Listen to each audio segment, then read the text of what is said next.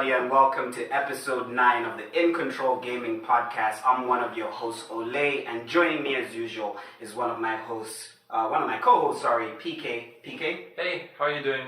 And of course, we have a special guest with us today. Coming to the pod for the very first time for episode 9. We wanted to do something a little special. Daniel. Yes. How's it going, man? I'm good, thank you. Welcome to the podcast, man. Thank you so much. Yeah. Daniel Badukan is the name. It's a mouthful. I'm an avid RPG player. Huge on everything strategy, RPGs, and of course, esports and the like. Oh yeah, cool. So you're one of them PC gamers, is what it sounds like. I play wherever the RPGs at. 3DS. You wouldn't guess this about me, but Pokemon is big. Pokemon is big. Pokemon is big. Yeah, Pokemon has been big for a lot of us, so that actually makes a lot of sense. Yeah. We're gonna have some interesting RPG discussions, like you just pointed out. You're really into RPGs, and we wanted to make episode 9 something a little bit interesting and have another voice on the podcast, because I think people have been listening to these two chuckles. When they hear our voices, they're like, oh god, it's these guys again. Yeah. But now we have Daniel at least to help us. Great to have everything. you. It's great to be here. If you didn't know, this is the IncntrolGaming podcast, your one-stop shop for all the latest gaming news, opinion, what's happening in the industry, and just general talk. That become our ad-lib? If you didn't know. I'm trying to make it a thing. No, but I feel like I've heard it like a lot. Yeah, I'm trying to make it a thing. So we're going to have a lot of interesting talk, especially to do with RPGs. But, Daniel, let's just let people know you. People know about us quite a bit. 9 episodes in, early days. Let me even say like the story behind all this is like Michael comes to us and he's just like, yo, I've got someone who wants to talk to you about video games and stuff. So we're like, oh yeah, obviously, bring him on. And that's when Michael's just like, he's deep into RPGs and he plays a lot of other games like fighting games and everything. So I'm like, oh, okay. Daniel, give us like an all-around description of how like gaming started for you. Because the only reason why I'm asking that is because there are sometimes I come into instances where I'm talking to people about video games. They're like, yeah, I played Call of Duty. Surface level. I played. I first started playing video games in Grand Theft Auto 3 when they just turned 3D and everything. So I'm like, okay, yeah. But can you give me like a general idea of like when did you first love? What was your first love? Who was your first? I know this from the heart. So my first game, sadly, I don't even remember what it was. I don't even remember the console. I think it was some kind of Atari system. I was like 8 or 7. I'm like 28, so that was a long time ago. And, not that long. No, not that long. 27. We're still Okay. Anyway, so it was a game that had a ninja. It wasn't any of the ones we know. It wasn't the colorful, bright ones. It was based in a city at night. And I played this for the first time, and it hooked me like nothing else. And I couldn't stop playing it. And so my aunt saw this, right? And we never had a TV at the time because she was moving around. I never used to stay with my mom because schools and things like that. So I'd stay with my aunt. And so at some point after that, I had played it at a friend of hers' place, and then we moved to our own place in Fulira, and she got a TV and got me an Atari system, and one of the first games I played was some sort of a flight simulator, and it hooked me every single day. And then I didn't play games for much of that time. I was just like, you go to a friend's house, and they have like maybe one of the racers and the like. And then one day, I come across a little booklet for Final Fantasy. Like Final Fantasy 4. He's going to start getting excited. He's going to get excited. And so, I'm busy there reading this stuff, and I'm like, you can talk to characters. And I'm like, you can talk to characters in a game? It's crazy. What? That's insane. Like, people don't understand this. Like, back then, NPCs interacting with you in any way was like completely insane. It was unreal. And I'm seeing in this booklet, and it says that. So, fast forward like a few years later, like 2 years later, and I have my own PS1 now. So I hunt high and low until I find like some white kid in my neighborhood, and he had it, and I made friends with him for the sole reason of getting Final Fantasy 4. And I get it at home, and I played it. I couldn't understand what I was doing. I think I was like at 13. I had never played an RPG in my life. And I was hooked. I kept playing and playing and playing until I got stonewalled by the tentacled boss. I can't remember his name, but all I know is I couldn't beat him. But I kept coming back and back and back. And that was where my love for RPGs in general started. Yeah. Oh, And then, of course, we have fighting games, everyone went through the beatdowns in Mortal Kombat 3. Yeah. We were having the conversation outside just before we started recording, and you were like just letting off these like combinations and these kind of stats and stuff about fighting games, and I was like, I thought Michael got us an RPG guy. Oh, no. What's he doing? RPG and fighting game. Yeah. So my cousins were ruthless in MK. They didn't care how old or young you were. They beat the living crap out of you, and you learned the hard way. I even remember my first win against my cousin. I used Sindel, and I beat him with a cheap XXAA type combo where she uppercuts you continuously and then screams.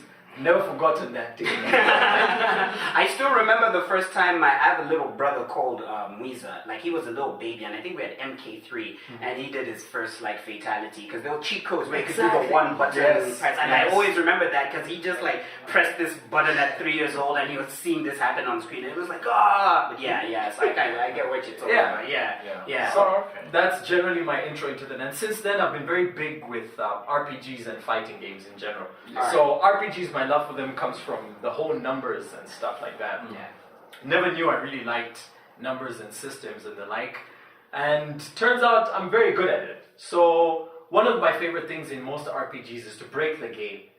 Most people would say, well, that's like, no, but like RPGs encourage you to do this with the introduction of super bosses. So super bosses are the incentive to master the engine to the limit that the developers hoped. And I remember my first super boss I beat was in Final Fantasy VII. It was one of the weapons, of course. Yes. I remember Ruby weapon to be specific. Horrible fight. Oh my God. Son of a bitch. Oh my God. That fight got so insane. I never thought Final Fantasy VII could be that fast. Like, by the time you're capable of beating him, it's not even a matter of waiting for your turn to pass. It literally becomes an action game. Every decision you make at every point matters, and if you make one mistake, you die. So you have to plan in advance, get into it, and beat this dude as fast as you can because his stats are so high. So that was like your gateway drug. Basically. That was my gateway drug. Final Fantasy was my gateway drug. So essentially, it was more like PS1 was the catalyst for you turning into a gamer. Pretty much. Gamer. That and the Sega Mega what Drive. that means. Okay.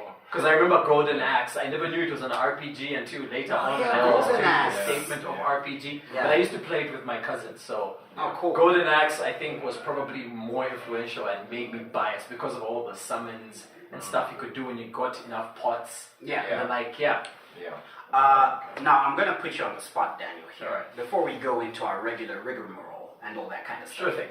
Tell me, as briefly as you can, really, but what are your top 3 favorite RPGs of all time? I'm putting you on the spot, but I'm gonna do it. You can go 1, 2, 3, or 3, 2, 1, or no order. It doesn't. You don't have to rank them. They could be 3 all equal, but I'm gonna put you on the spot, and you gotta give us something here. Okay. All right, that's a tough one. I made it. It was tough. I will cheese my way through this. I know how to cheese my way through this. So first off, in no specific order, the Final Fantasy series in general.